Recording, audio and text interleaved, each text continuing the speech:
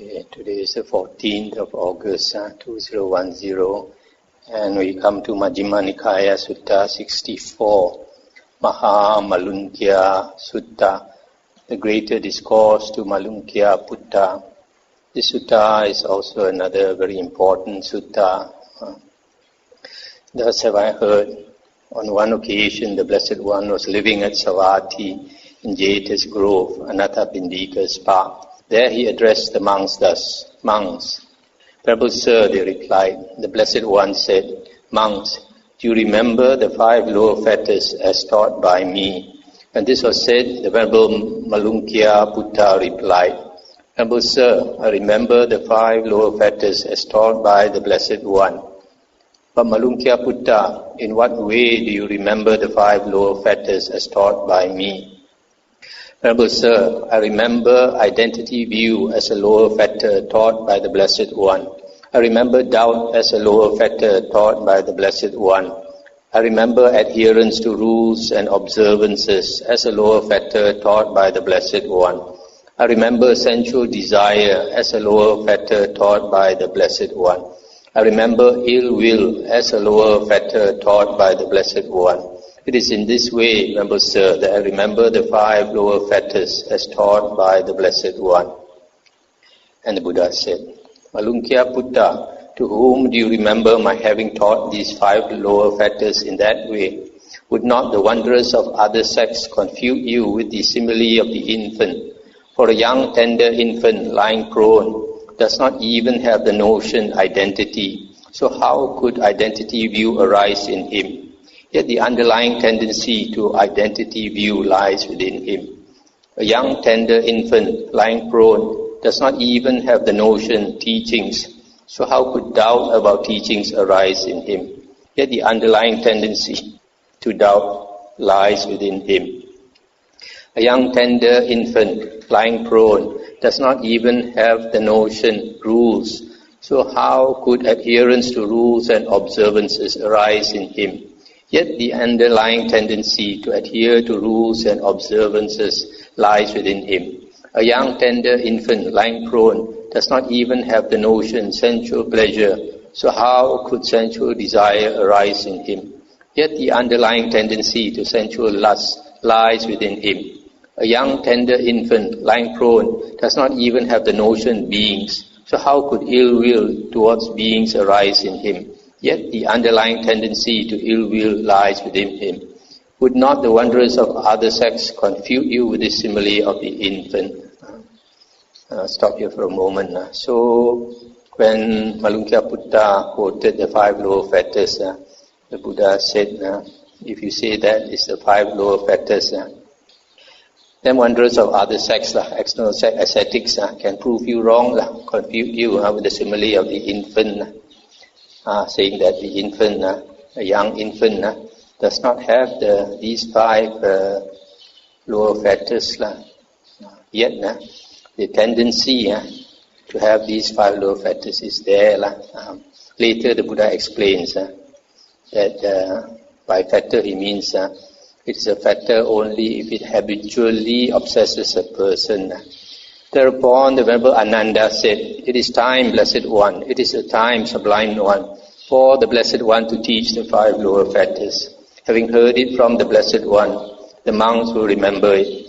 Then listen, Ananda, and attend closely to what I shall say." "Yes, Venerable Sir," the Venerable Ananda replied. The Blessed One said, "Hear, Ananda, an untaught ordinary person who has no regard for noble ones, and is unskilled and undisciplined in their Dhamma, who has no regard for true men, and is unskilled and undisciplined in their Dhamma, abides with the mind obsessed and enslaved by identity view, and he does not understand as it actually is. He escaped from the arisen identity view, and when the identity view has become habitual and is uneradicated in him, it is a lower fetter. Similarly, he abides with the mind obsessed and enslaved by doubt, by adherence to rules and observances, by sensual lust, by ill will, and he does not understand the escape as it actually is from the arisen fetters.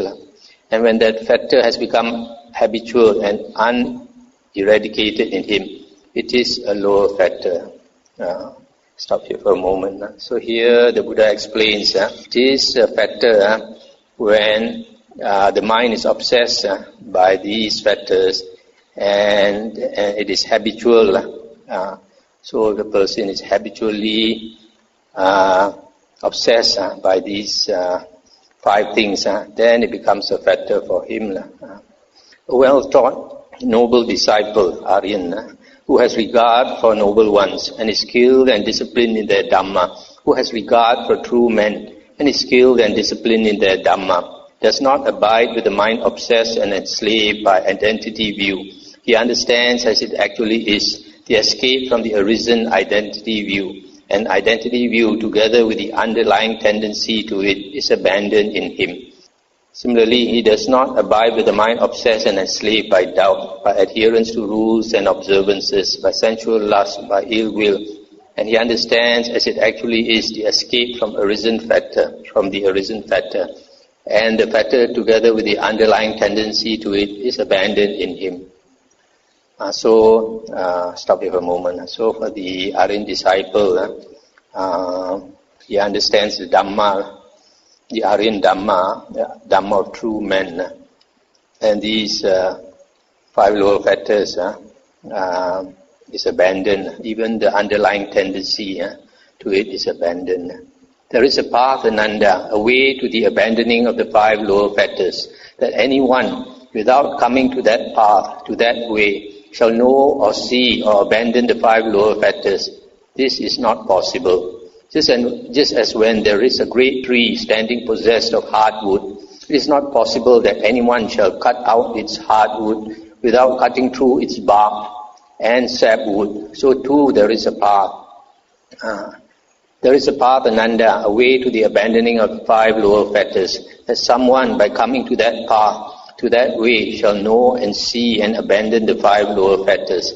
This is possible. Just as when there is a great tree standing possessed of hardwood, it is possible that someone shall cut out its hardwood by cutting through its bark and sapwood. So too there is a path for the abandoning of the 5 lower factors. Stop here. So here the Buddha says, just as if you want to extract the hardwood of a tree, which is at the core of the tree, the center of the tree, you have to cut through the bark and the sapwood, the softwood, before you can take out the hardwood. So in the same way, the Buddha says, to abandon the 5 lower factors, there is a specific path, and if you don't walk that specific path, it is impossible to abandon the 5 lower factors. Suppose, Ananda, the river Ganges were full of water right up to the brim, so that crows could drink from it. And then a feeble man came thinking, by swimming across the stream with my arms, I shall get safely across to the further shore of this river Ganges. Yet he would not be able to get safely across. So too, when the Dhamma is being taught to someone for the cessation of identity, if his mind does not enter into it and acquire confidence, steadiness and decision, then he can be regarded like the feeble man. Suppose, Ananda, the river Ganges were full of water right up to the brim, so that crows could drink from it. And then a strong man came thinking, by swimming across the stream with my arms, I shall get safely across to the further shore of this river Ganges. And he would be able to get safely across. So too, when the Dhamma is being taught to someone for the cessation of identity, if his mind enters into it and acquires confidence, steadiness and decision, then he can be regarded as like the strong man. Sorry for a moment. So here the Buddha says, just like a weak man cannot swim across the Ganges because it is quite a wide river, but a strong man can. So in the same way, the Buddha says, when the Dhamma is taught, if a person does not pay full attention and if the mind does not enter into it and acquire confidence, steadiness and decision, then he can be regarded like the feeble man. He cannot achieve what he aims to do. Whereas the other person, if he listens to the Dhamma and the mind enters into it and acquires confidence, steadiness and decision, then he can be regarded like the strong man who can swim across the river. So, listening to the Dhamma with careful attention, full attention, and understanding the Dhamma is very important. And what Ananda is the path, the way to the abandoning of the 5 lower fetters. Here, with seclusion from objects of attachment, with the abandoning of unwholesome states, with a complete tranquilization of bodily inertia, quite secluded from sensual pleasures, secluded from unwholesome states. A monk enters upon and abides in the first jhana, which is accompanied by applied and sustained thought, with delight and pleasure born of seclusion. Whatever exists therein of material form, feeling, perception, volition and consciousness, he sees those states as impermanent, as suffering, as a disease, as a tumor, as a barb, as a calamity, as an affliction, as alien, as disintegrating, as void, as not self. He turns his mind away from those states and directs it towards the deathless element thus. This is the peaceful, this is the sublime, that is the stilling of all volitions, the relinquishing of all attachments, the destruction of craving, dispassion, cessation, nibbana. Standing upon that, he attains the destruction of the taints. But if he does not attain the destruction of the taints, then because of that desire for the Dhamma, that delight in the Dhamma, with the destruction of the 5 lower fetters, he becomes one due to reappear spontaneously in the pure abodes, and there attain final Nibbana, without ever returning from that world. This is the path, the way to the abandoning of the 5 lower fetters. Stop here for a moment. So here, the path which is absolutely necessary to the abandonment of the 5 lower fetters starts with the first jhana. The Buddha says, when a person attains the first jhana, then he can see that the 5 aggregates, basically the body and the mind, are impermanent, suffering, a disease, a tumor, a barb, a calamity, etc. Then he becomes dispassionate and relinquishes all craving towards the body and the mind, basically the self. Then only he can attain Nibbana. And if he does not, then because of the understanding of the Dhamma, he will become an anagamin and be reborn in the Suddhavasa heavens, the pure abodes, and from there attain Nibbana. Again, with the stilling of applied and sustained thought, a monk enters upon and abides in the second jhana. Again, with the fading away as well of delight, a monk enters upon and abides in the third jhana. So this second jhana also is the path to the abandoning of the 5 lower fetters. The third jhana also is a path to the abandonment of the 5 lower fetters. Again, with the abandoning of pleasure and pain, a monk enters upon and abides in the fourth jhana, which has neither pain nor pleasure and purity of mindfulness and equanimity. Whatever exists therein of material form, feeling, perception, volition and consciousness, he sees those states as impermanent, as suffering, etc. He turns his mind away from those states and directs it towards the deathless element. This again is the path, the way to the abandoning of the 5 lower fetters. Again, with the complete surmounting of perceptions of form, with the disappearance of perceptions of sensory impact, with non-attention to perceptions of diversity, aware that space is infinite, a monk enters upon and abides in the base of infinite space. Whatever exists therein of feeling, perception, volition and consciousness, he sees those states as impermanent, as suffering, etc. He turns his mind away from those states and directs it towards the deathless element.